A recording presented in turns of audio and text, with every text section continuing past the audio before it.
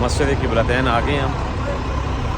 यहाँ पे आपको मस्जिद क़िबलतैन दिखाते हैं। बिल्कुल मेरे सामने मस्जिद क़िबलतैन है। ये मस्जिद क़िबलतैन।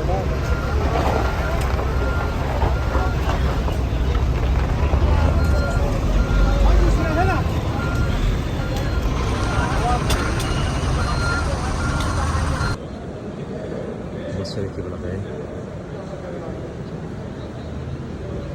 यहाँ पे नबी करीम सल्लल्लाहु अलैहि वसल्लम ने क़िबले का रुख चेंज किया था बैतुल मुक़द्दस से मक्के की तरफ।